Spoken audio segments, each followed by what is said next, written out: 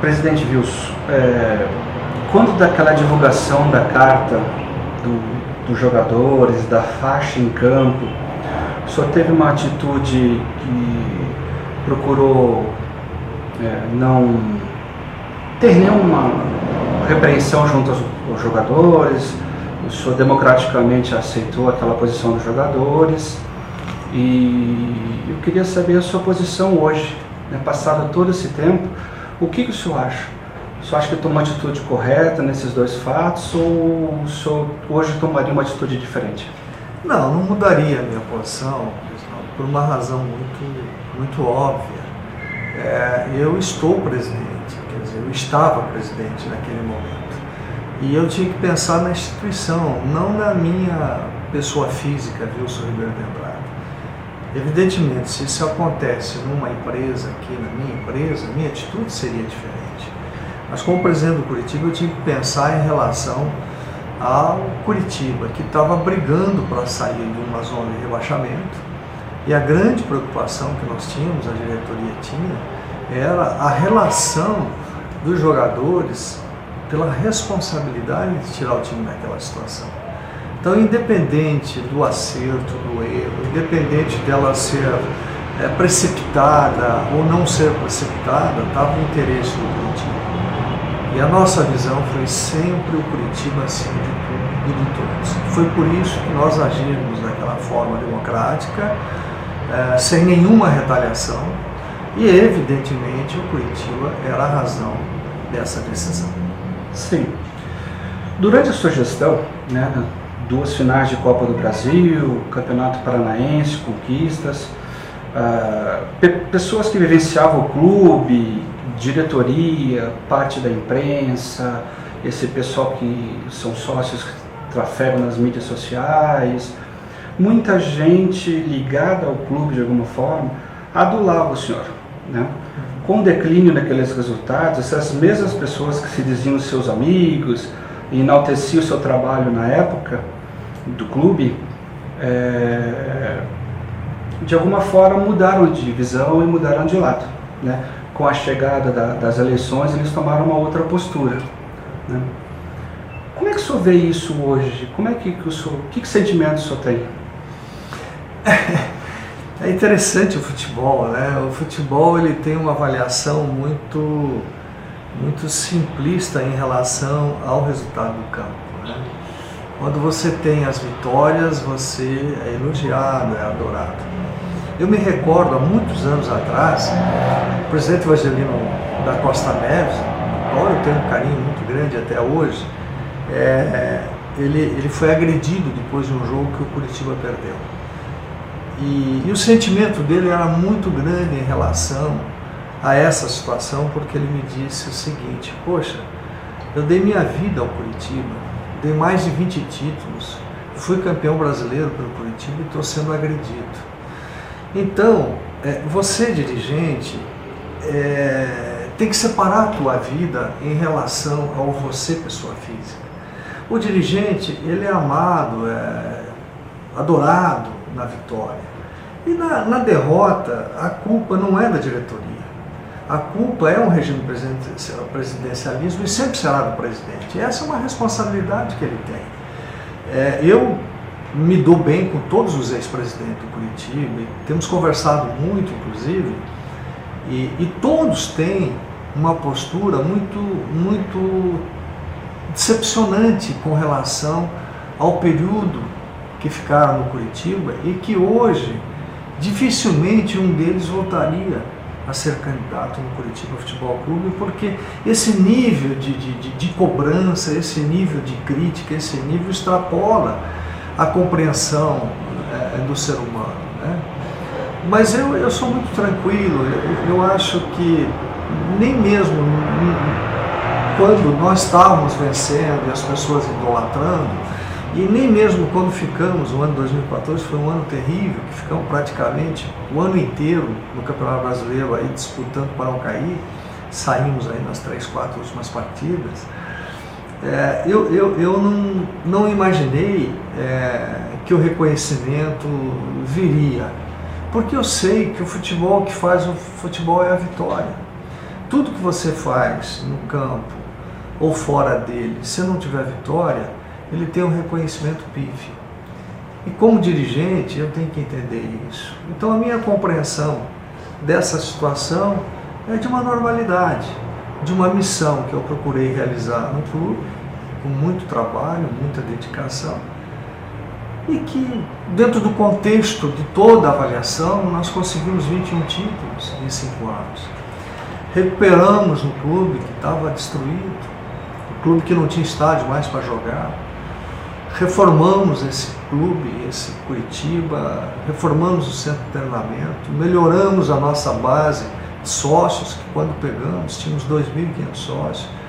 Hoje, eu não sei o número de hoje, mas quando saí estava próximo a 19 mil. Chegamos a ter até pagantes 31 mil quando decidimos um título com o Vasco da Gama, da Copa do Brasil aqui, o primeiro jogo, o segundo jogo. Tivemos também o recorde mundial de vitórias, que recentemente o Real Madrid tentou, né, e não conseguiu, e aliás até a nova diretoria fez uma charge bacana, cumprimentando o Atlético de Madrid. Tínhamos 10% de direito econômico de atletas, hoje o Curitiba em outubro, números de outubro, porque novembro e dezembro eu não tenho, eram 56% desse direito econômico, de um patrimônio avaliado em quase 80 milhões. Né? O Curitiba, quando assumimos, pegamos 76 bilhões de fluxo de caixa negativo e dívidas que ninguém sabia. O Curitiba era uma incógnita, não havia uma definição de quanto o Curitiba devia, porque ninguém sabia. Nós, ao longo de 2010, 11 e 12, nós fizemos a conciliação de todas as dívidas do Curitiba, inclusive fiscais. Levamos para dentro do balanço em 2010 muito pouco, mais 2011 e 2012, aonde nós colocamos no balanço do Curitiba e tiramos todos os esqueletos, e ainda este ano nós tiramos 2 grandes esqueletos e colocamos no balanço também.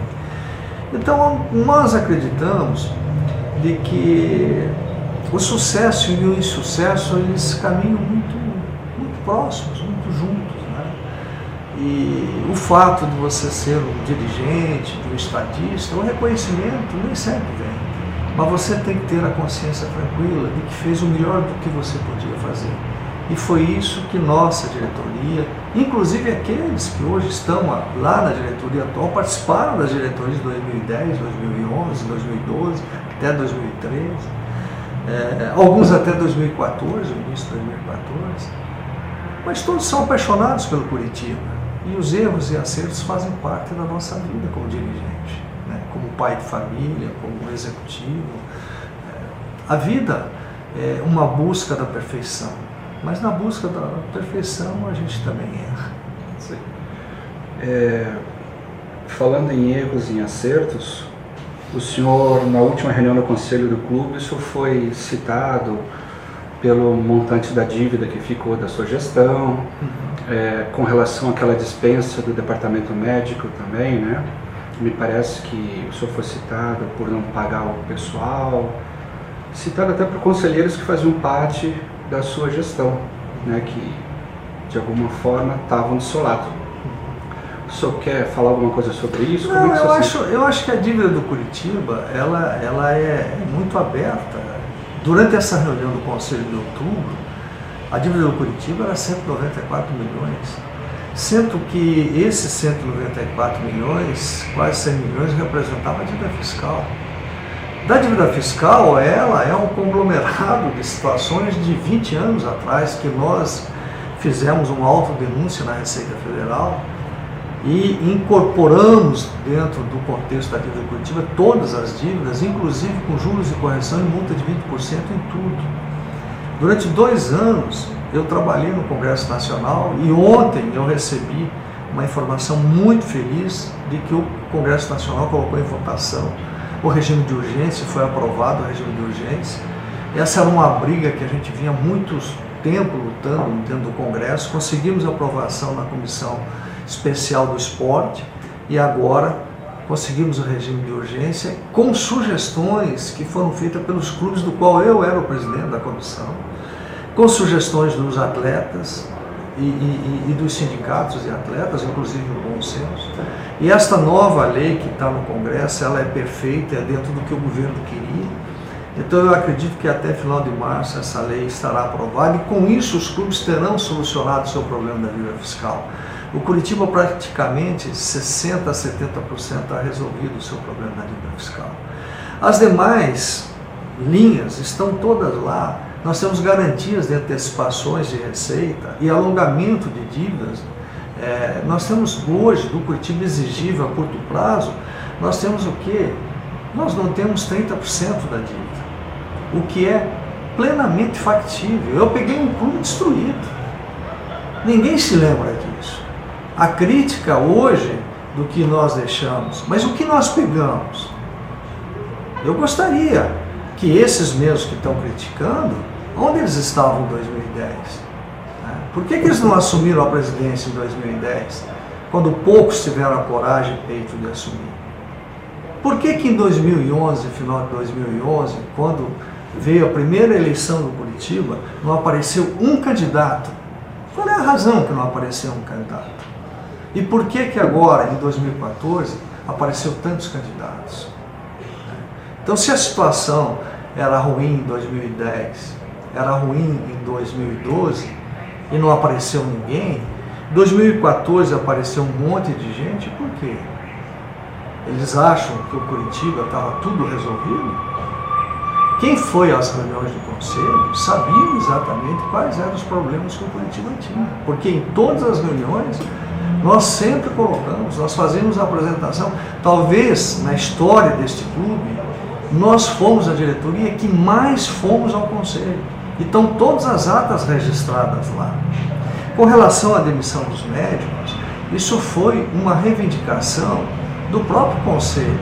Havia uma crítica muito grande e que, diga-se de passagem, os médicos saíram, não foi por uma questão profissional, porque todos são excepcionais profissionais. Eles saíram por uma dificuldade de caixa que o Curitiba tinha e começou uma remodelação já em junho de 2014, que nós tínhamos que reduzir os custos das despesas do clube. Evidentemente que as indenizações não foram pagas porque nós não tínhamos condições financeiras para pagar. Por duas razões. A primeira, porque houve um abandono muito grande dos sócios. Nós perdemos receita dos sócios. Segundo, porque nós tínhamos um dinheiro para receber da Caixa Econômica, não recebemos em função da falta de CND que perdemos em julho de 2014. Né? E terceiro também, porque o setor Protorque, que nós investimos lá muito, ele terminou aberto ao público em outubro.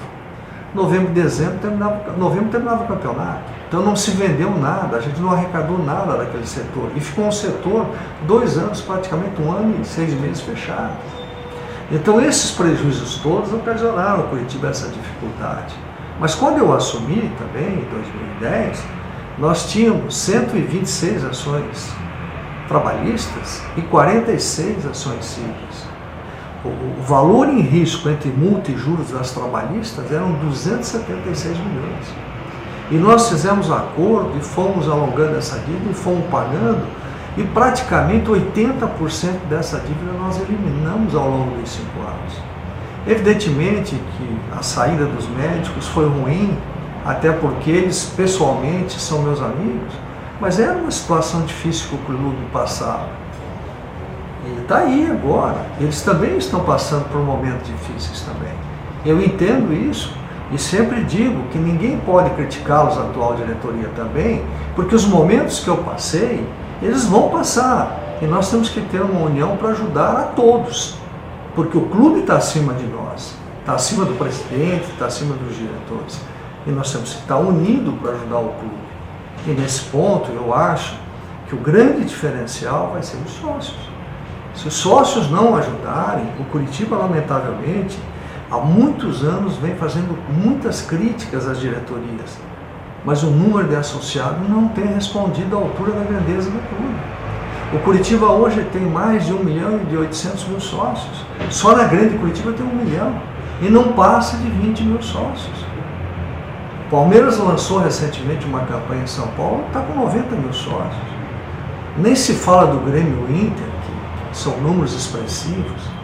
O Palmeiras é o que mais arrecada hoje com o sócio. 90 mil sócios. Então eu acho que o Curitiba tem um potencial, e para esta diretoria que está a ter sucesso, esses sócios precisam contribuir, precisam voltar, porque se não voltarem, vai criar um problema, seja quem for a diretoria, quem for o presidente. O nível de receita do Curitiba hoje é o 14º do Brasil. A nossa dívida é a 14ª do Brasil também. E não vai passar disso. Nós só vamos crescer se as fontes de receita aumentarem. E uma da base dessa fonte de receita são os nossos sócios.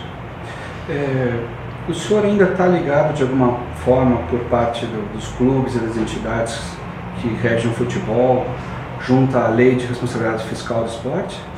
Eu tenho tido reuniões com os clubes, né? Não sou mais o presidente, porque por força do estatuto eu saí do Curitiba, então eu tenho dado mais uma consultoria para os presidentes. E a comissão eram 8 membros, ficou 7, o vice-presidente, que era o presidente do Flamengo, ele assumiu essa missão, Eduardo Bandeira de Mello, e nós temos conversado quase todo dia a respeito do andamento disso.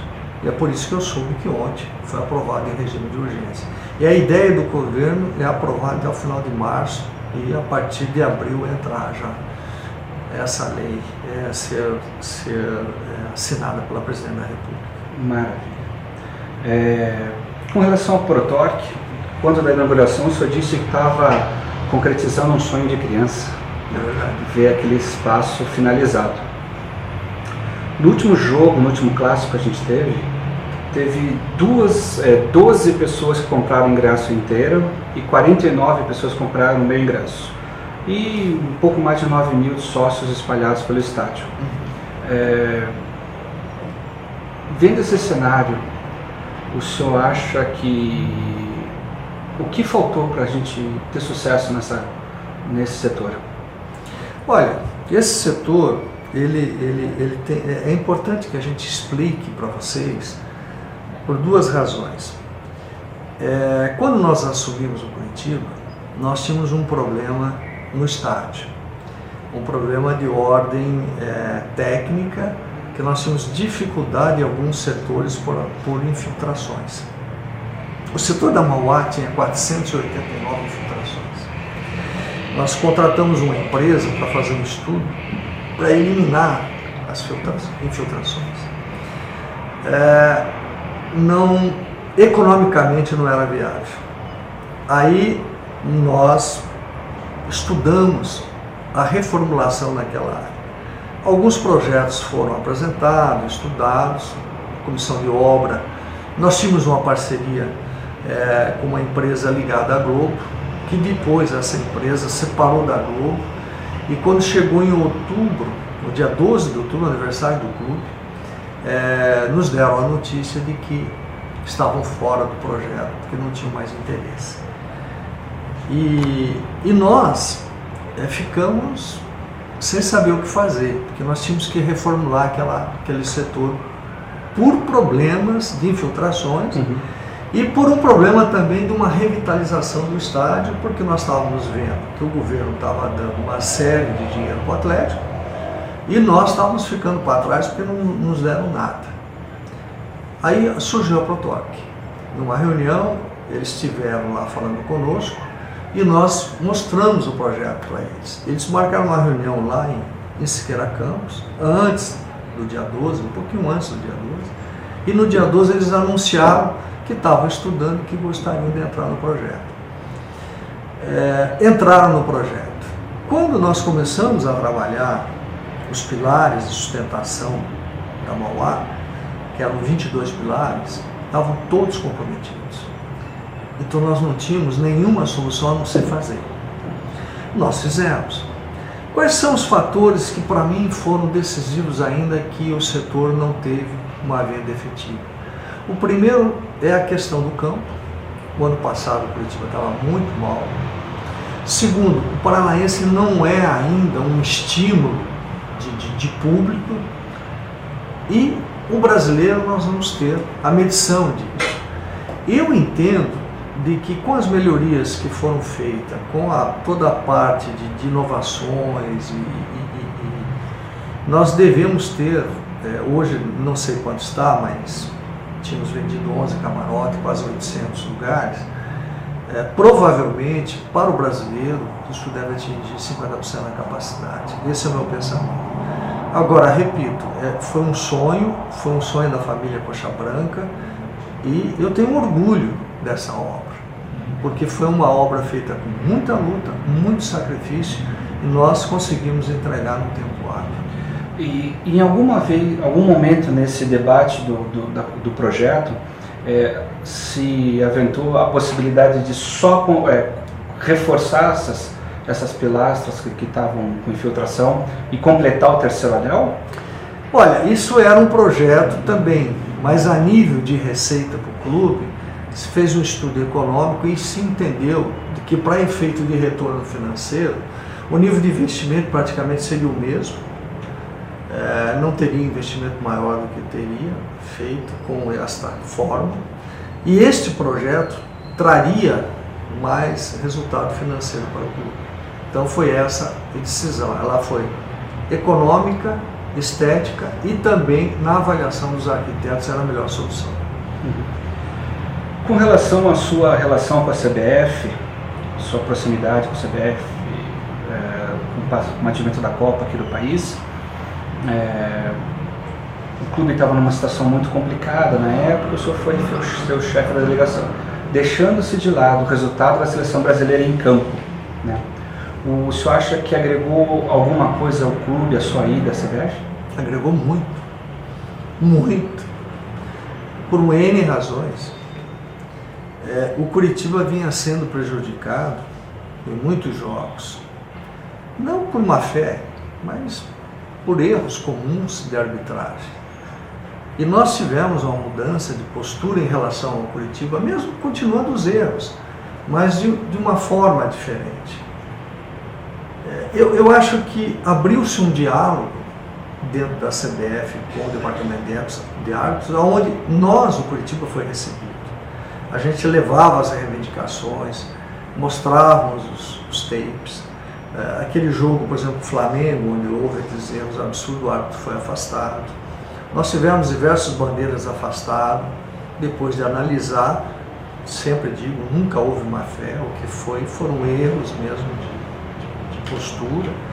Agora, o Curitiba, ele teve uma importância muito grande dentro da CBF, porque no dia 5 de janeiro, eu já não era o presidente, no dia 4 eu fui chamado à CBF para discutir a questão da lei, e eu falei com o presidente Marinho, com o futuro presidente, Marco Paulo Del Nero, que tinha mudado, ele já sabia, né, que eu tinha perdido a eleição, tinha uma oposição, que era o Bacelar. Eles perguntaram qual era a minha relação com o Bacelar. Eu falei, ótimo, ele é meu amigo pessoal. Liguei para o Bacelar, na segunda-feira, falei, Bacelar, você pode estar aqui no almoço amanhã na CBF? Ele falou, posso. Marquei uma reunião, ele foi até ao Rio, almoçamos junto com toda a culpa da CBF e introduziu o Bacelar aqui na CBF. E por que nós fizemos isso? Porque a Federação Paranaense estava brigada com a CBF. Ela não representava mais nós como clube, não só nós, todos os clubes do Paraná, pela força que ela perdeu em relação à CBF. Mais do que isso, quando teve o Brasil estava se preparando para a Copa do Mundo e nós tínhamos o estádio Couto Pereira no início de janeiro, fevereiro, o Atlético não tinha onde jogar, eu fui procurado pelo Mário. E eu disse para o Mário das dificuldades que nós tínhamos em ceder o estádio. Dentro dessa conversa, eu me surpreendo com um ato da Federação Paranaense de Futebol requisitando o Couto Pereira para os jogos do Atlético com pagamento de R$30 mil por mês. O que eu fiz?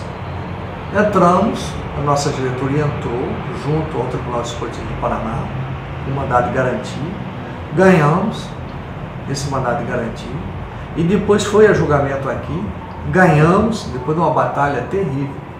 Aí o Atlético subiu a CBF e falou, olha, eu tenho um problema, tenho um estádio, meu estádio indica o Curitiba para os jogos, e o meu está fechado, e eu vou jogar em Curitiba, no estádio Couto Pereira.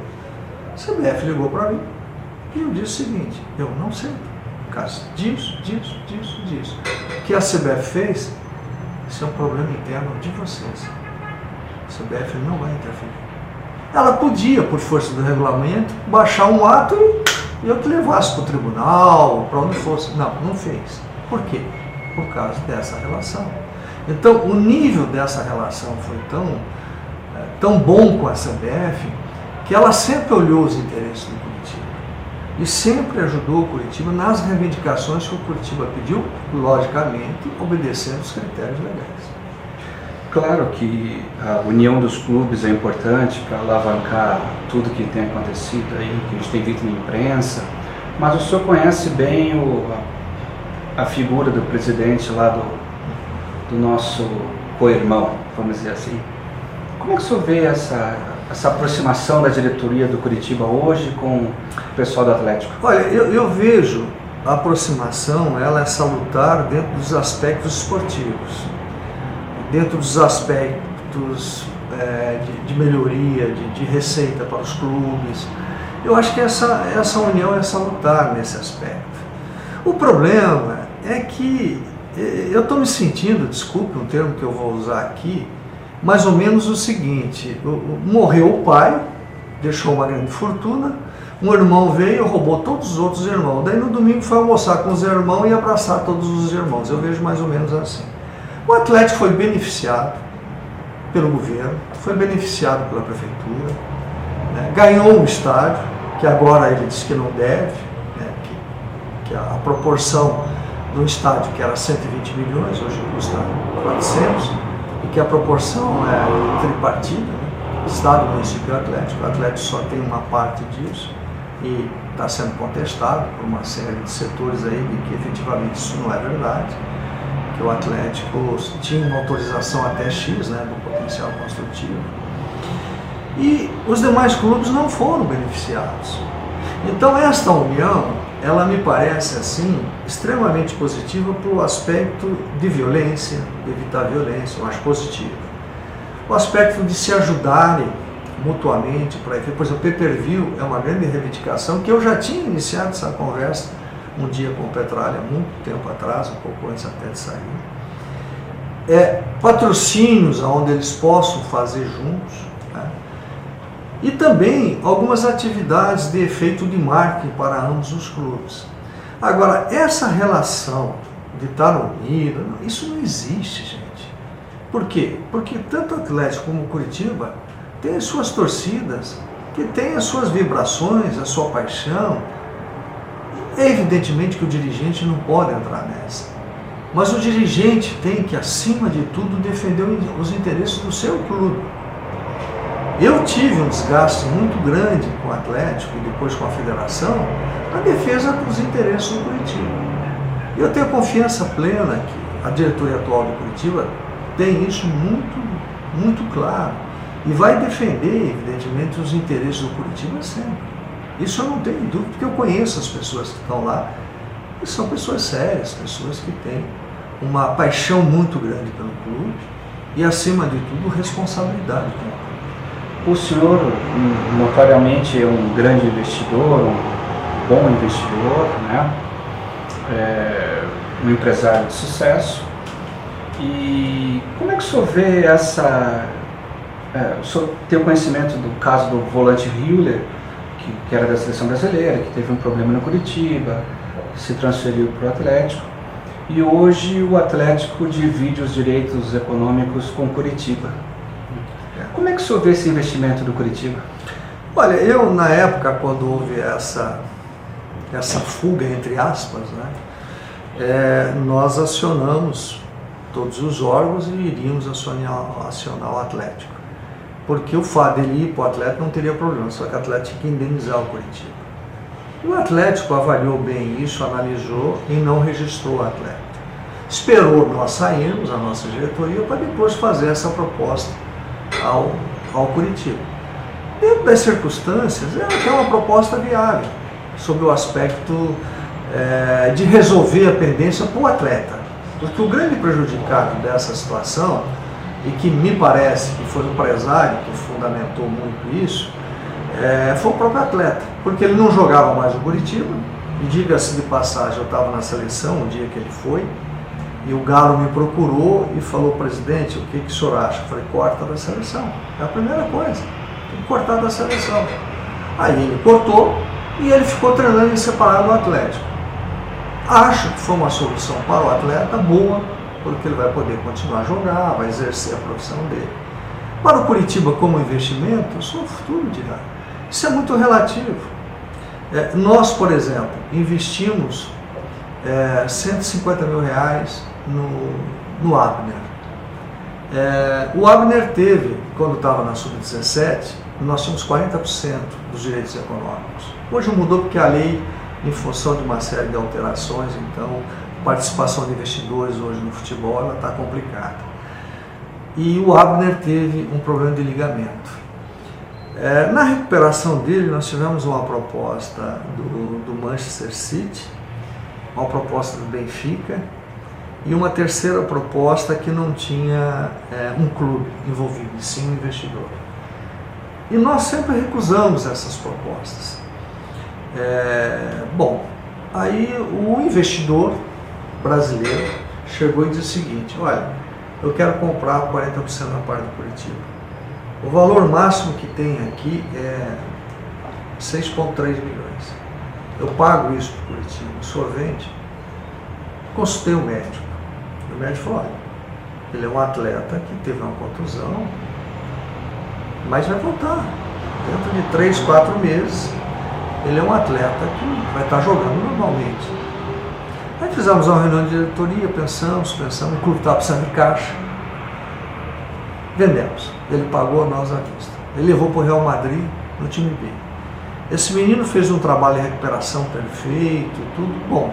Vamos colocar ele na relação da Champions League, para jogar o time B, para depois passar para o time A. Primeiro treino, ele estoura o mesmo joelho. Está mais um ano parado.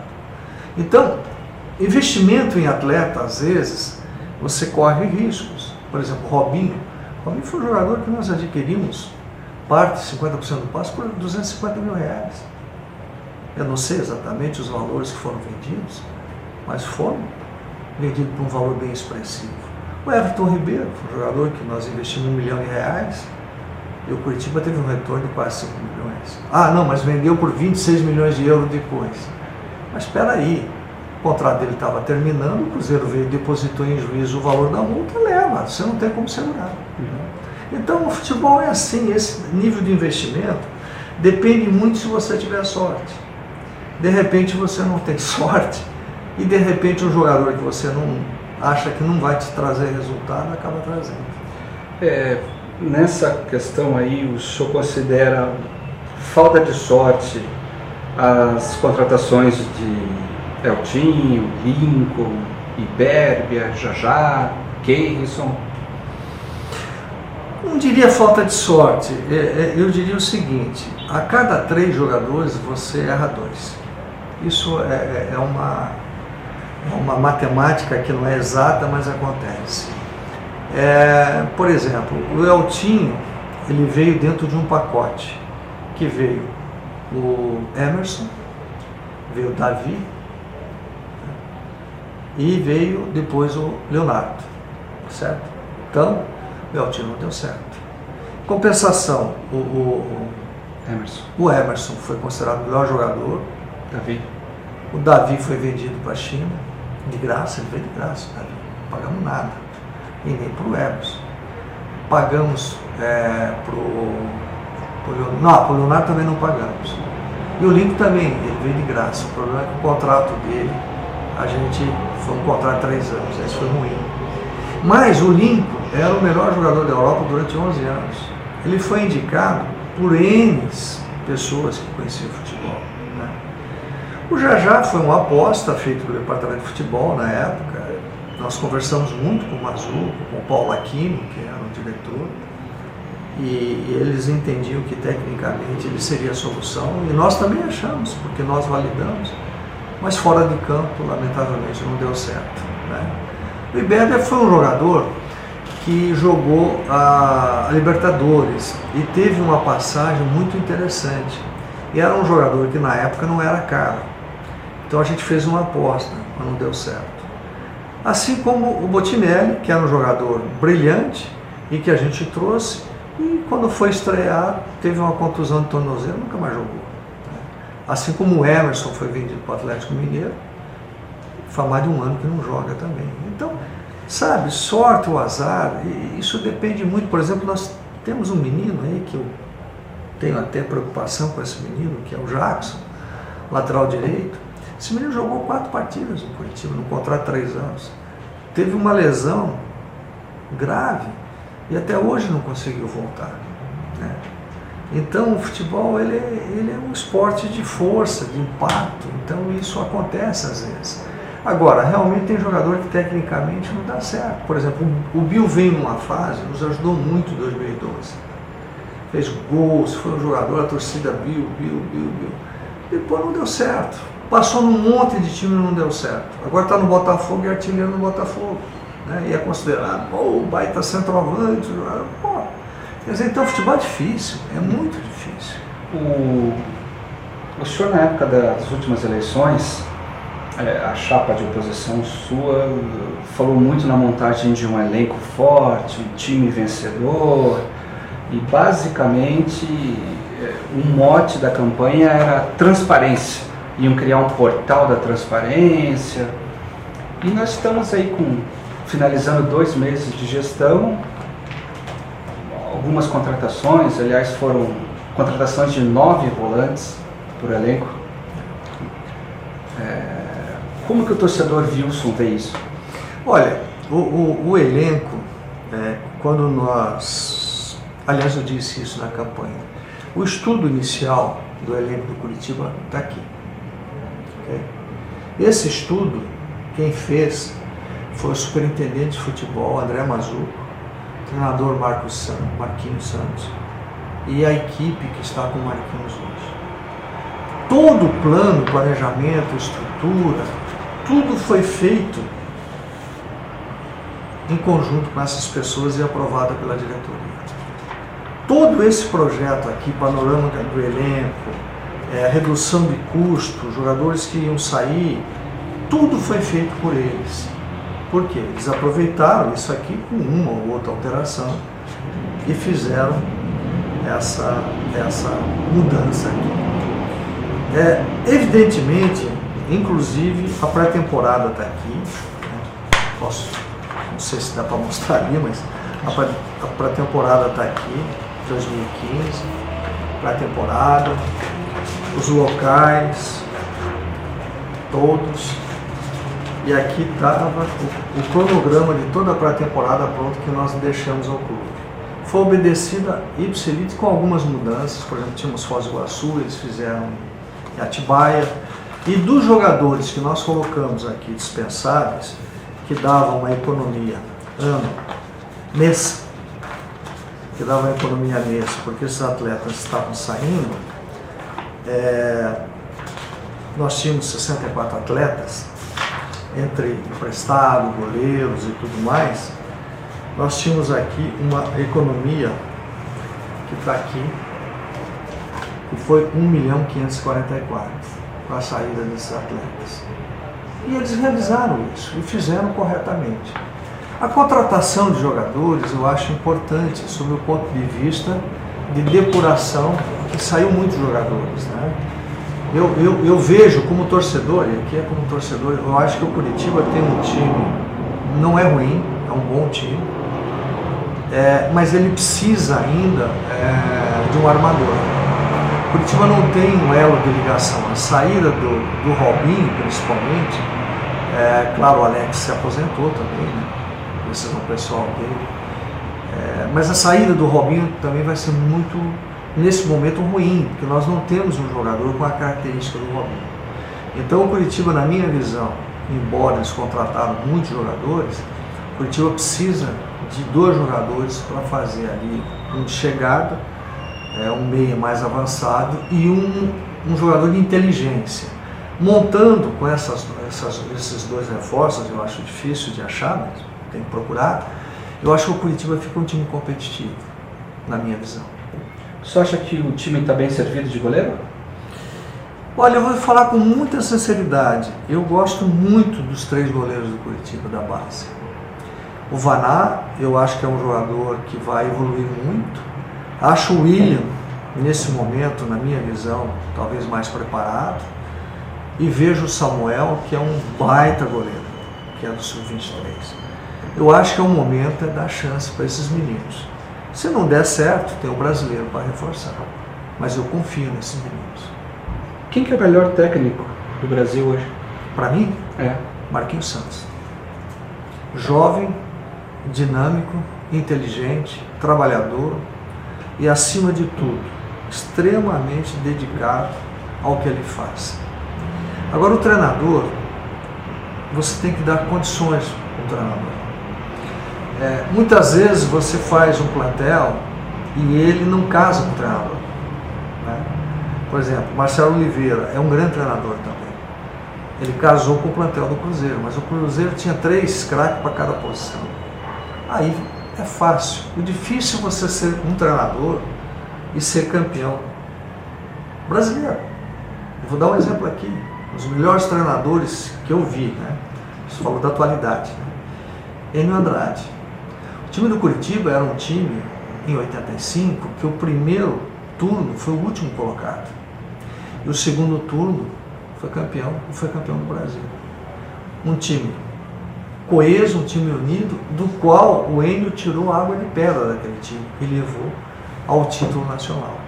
Então o treinador tem muito da empatia e do perfil do modelo que ele joga. Né? Acho que o Marquinhos trabalha muito bem nisso, na minha visão. Ele é muito inteligente em trabalhar esse perfil dos jogadores que ele tem. E na minha visão, ele tem uma possibilidade muito grande de carreira, hoje mais experiente, de ter um sucesso muito grande como um dos maiores treinadores que o Brasil vai ter da nova geração. Sim. Voltando a esse tema da campanha, que foi muito debatido na época, o senhor teve um estigma durante a campanha de centralizador, né, de uma pessoa que não ouvia muito os seus pares de diretoria, e eles, dessa nova gestão, diriam que implantar um portal da transparência, com total transparência nas negociações de atletas. O senhor acha realmente isso é possível? Olha, o portal de transparência eu vejo com algumas restrições. Eu acho que o que tem que existir é uma transparência ao Conselho. Eu acho que o Conselho é o órgão máximo do clube, ele tem que ter essa transparência. Agora, me preocupa muito quando você coloca muito valores ao público, de uma forma geral, porque isso pode ter um impacto negativo para o atleta, pode ter um impacto negativo para o clube e pode criar também uma bolha muito grande. O futebol está vivendo hoje uma bolha. Antes da Copa do Mundo havia uma visão de que o futebol ia trazer uma receita muito grande para investimento no futebol. O que aconteceu? Veio a crise europeia.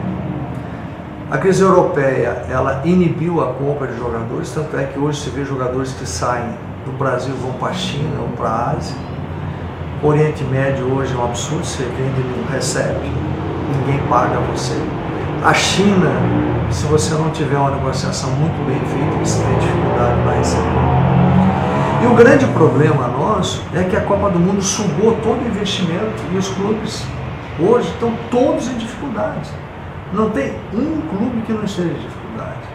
Se você analisar hoje o futebol brasileiro, da primeira divisão, dos 20 clubes que estão na primeira divisão, os 20 clubes, com rara exceção, estão com dificuldade. O que existe, alguns são transparentes e falam a sua dificuldade e é exposta a sua dificuldade. Outros escondem a sua dificuldade. Há um exemplo aqui no Paraná. Nós temos aí o nosso co-irmão que não dá informação nenhuma e ninguém sabe como é que está lá. O Paraná foi numa reunião do Conselho, a diretoria se recusou a falar sobre a dívida do Paraná. Agora, o Curitiba, a nossa dívida, até engraxate de rua sabe, que todo mundo comenta e o pior, aumentam, falam, né, quando tinha que ser restritamente internamente dentro do clube. Eu acho que esse é um defeito do excesso de transparência. A transparência é importante, mas para dentro do Conselho. Essa é a minha opinião. No final do ano passado, o senhor foi à imprensa e disse que o Alex era um craque, como é mesmo, e que era um dos seus ídolos, dentro e fora de campo. O pensamento continua o mesmo? O mesmo.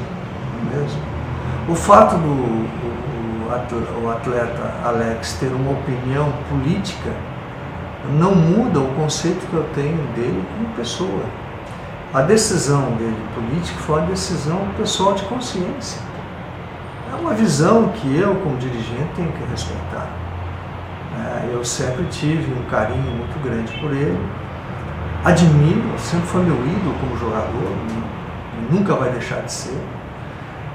Ele apoiou as ideias da oposição, eu respeitei, até porque o processo democrático não foi nós que perdemos, a oposição que ganhou, foi Curitiba que ganhou. Porque o processo eleitoral ele foi sadio.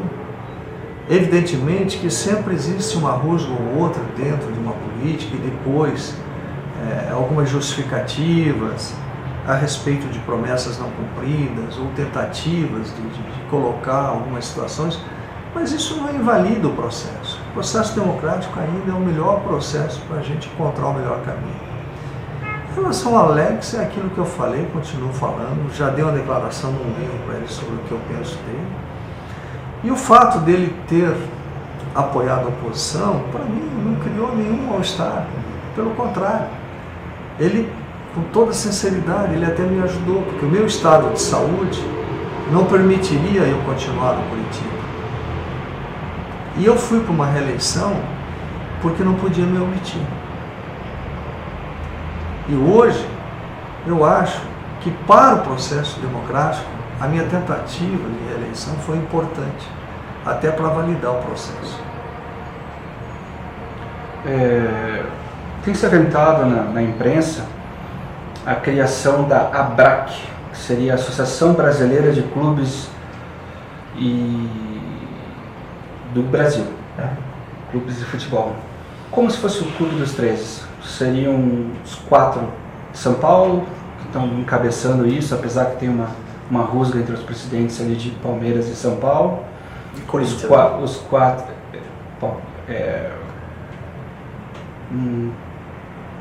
Palmeiras e... Não, acho que é Palmeiras e São Paulo. Palmeiras e São Paulo é grave. Então, e daí são os 4 de São Paulo, 4 carioca, os 2 gaúchos, os 2 mineiros, os 2 paranaenses. Seria uma nova liga do Clube dos 13, sendo esses 10 clubes fundadores, e futuramente eles pretendem fazer também a Associação de Clubes das Américas. Como é que o senhor vê esse assunto? Olha, isso é uma liga, né? No fundo é uma liga. Sob o ponto de vista de presente hoje, eu acho que não estamos preparados para isso. Para o futuro, eu acho que é uma saída, até para discussão de verba de televisão, discussão de receitas, né? Por exemplo, a Copa Libertadores, ela dá mais prejuízo do que o Campeonato Brasileiro. Você entra na Copa Libertadores e o nível de remuneração que você tem é pior do que a Copa do Brasil. Eu acho importante que os clubes se unam nesse sentido. Agora, não pode acontecer o que aconteceu com o Clube dos 13. Né? O Clube dos 13, no fundo, ficou um órgão repassador de verba da televisão cobrando um percentual. Então, aí inviabilizou. Outra coisa, hoje nós temos federações ricas, nós temos uma série de pessoas envolvidas em volta do futebol, milionárias, e os clubes quebrados. Então nós precisamos mudar isso. O grande formador, quem assume risco, quem faz o espetáculo hoje, que são os clubes, estão passando momentos de grande dificuldade. E não dá mais para continuar assim. As eleições na Federação Paranaense se aproximam, né? Quem que o senhor acha o melhor candidato, o candidato mais preparado a tocar o futebol paranaense nos próximos anos? Eu acho muito difícil você eleger. Eu, pessoalmente, acho que o Hélio errou em muitas coisas. O Hélio, por exemplo, ele não ajudou o futebol paranaense. Dizem que ele fez um bom trabalho para as ligas interior, não sei, desconheço. Em relação ao Curitiba, o Hélio ele teve uma postura imperialista. Né? Ele tentou tomar o Couto Pereira para o Atlético. Ali tinham outros momentos que eu não sei qual. Hoje ele está com o apoio de algumas pessoas, até que eu conheço, são da minha relação, pessoas boas. E o Gomide é jovem, né? É um jovem, trabalhou no Ministério do Esporte, foi o secretário da Copa, tem uma experiência, tem um bom relacionamento. É muito difícil você, porque eu não conheço a plataforma dos dois, né? Mas eu sou amigo pessoal do Gomide, né? Então eu sou suspeito, porque eu sou amigo pessoal dele. Mas tem do lado de lá também o Reginaldo, que é uma pessoa maravilhosa. O Roman é uma boa pessoa também. Agora, o Hélio, eu acho que ele devia dar oportunidade para uma outra pessoa, né? Porque ele está há muitos anos na federação. Seria de um bom ouvido se ele desse a oportunidade para um pessoal mais jovem, né, que tem mais uma vontade para trabalhar. O senhor saiu do clube há 60 dias, mais ou menos. O senhor visualiza voltar à presidência do Curitiba? Não.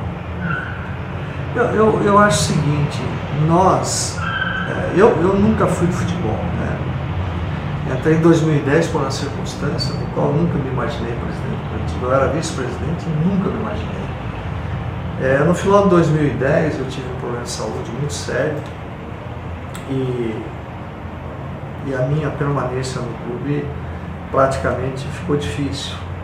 No final de 2011, em novembro, eu fiz a segunda cirurgia, onde eu tirei 3 tumores do fígado e o médico proibiu que eu continuasse no Curitiba.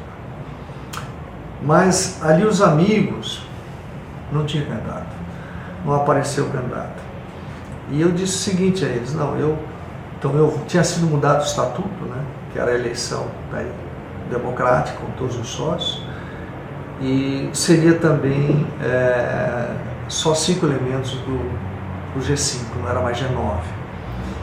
E eu disse que não seria candidato. Ajudei no planejamento, estruturamos tudo, mas no final eu não tive como dizer não, porque não apareceu outro candidato. Então nós fomos e passei momentos muito difíceis, e até hoje ainda continuo em tratamento. Eu, sinceramente, eu acho que cumpri a minha missão. Cumpri minha missão. Curitiba é a razão da minha vida, eu amo profundamente o Curitiba. Até faço um apelo muito grande para a união de todas as alas do Curitiba. Eu acho que a diretoria atual precisa de união. Todos os conselheiros, sócios, torcedores precisam se unir em cima da instituição. Não podemos colocar a instituição do A, a instituição do B, a instituição do Bacelar, a instituição do Wilson, a instituição do Evangelino, a instituição do Giovanni. Não, gente. Curitiba é o Curitiba. E aqueles que estão lá, eles têm que ser ajudados também. Porque administrar um clube de futebol, nos 5 anos, me deu uma experiência maravilhosa. Eu jamais vou criticar uma pessoa como eu lá atrás criticava como torcedor. Porque ser dirigente de futebol é a coisa mais difícil do mundo. Eu diria que quem está lá hoje são abnegados, pessoas que são bem intencionadas e vão ter muita dificuldade porque o futebol torna difícil as coisas. Então nós que passamos por lá temos que ser pessoas para ajudar. Eu estarei sempre à disposição do Curitiba, sempre, no que precisar. Uma orientação, uma reunião importante para decidir um assunto importante, para dar minha opinião, eu sempre vou estar à disposição do Curitiba. Mas como presidente, sinceramente, não há a menor chance. Nesses anos militando no futebol, sou um grande empresário. Em algum momento o senhor atuou como empresário de jogador? Não.